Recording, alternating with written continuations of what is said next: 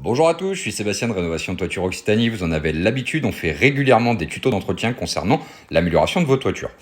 Régulièrement, j'ai des questions qui me viennent et quand elles me viennent, j'ai des petites idées concernant donc des explications par rapport au traitement de toiture. La première qui m'est venue il n'y a pas très longtemps et qui revient assez régulièrement finalement, c'est est-ce que ma tuile respire? Alors, on va commencer par une expérience que vous connaissez déjà. On a deux supports.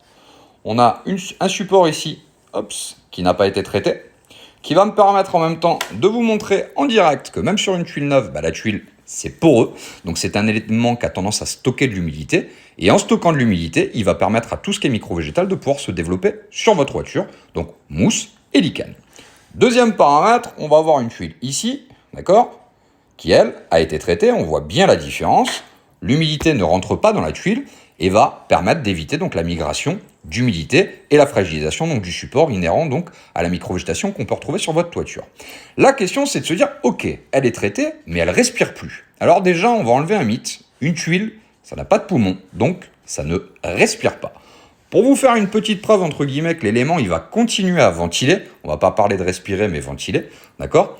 On va utiliser une petite expérience comme celle-ci qui va vous faire sourire. Donc on a ici du Ciporex. On a ici donc un petit vide d'air avec une petite pompette à air pour pouvoir injecter de l'air. Ici, on va mettre un peu d'eau, gentiment, pour vous montrer un petit peu ce qui se passe. Donc pareil, même opération, le Ciporex a à peu près la même densité que la tuile. Donc on va avoir donc un élément qui nous prouve bien que l'élément a été traité. Et là, par contre, on va jouer un peu différemment. Hop là, on va se dire, on va complètement saturer le support. Je vais essayer de ne pas en mettre partout.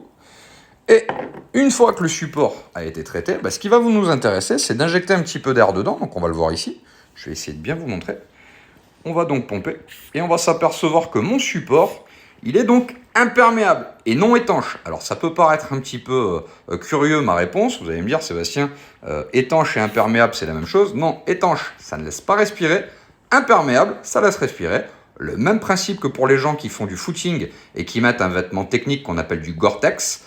Eux vont courir, il pleut dehors, l'eau ne va pas rentrer, mais leur transpiration va pouvoir sortir. À vice versa, vous mettez un kawaii qui va être étanche. Ça va être entre guillemets un peu différent parce que l'eau ne va pas rentrer. Par contre, ils vont se cailler puisque l'humidité va rester à l'intérieur. Donc là, en fait, pour revenir sur un sujet qui va être simple, il ne peut pas y avoir de condensation sous la tuile puisque ma tuile, elle continue pas à respirer, mais à ventiler. Et je reviens sur mes deux tuiles qui, elles, étaient poreuses et une traitée. Voilà la différence par rapport à ça. Donc on ne parle pas de tuiles qui respirent, mais on parle exclusivement donc de tuiles qui vont continuer à ventiler. J'espère que ça a été assez précis. Si ça vous a plu, partagez.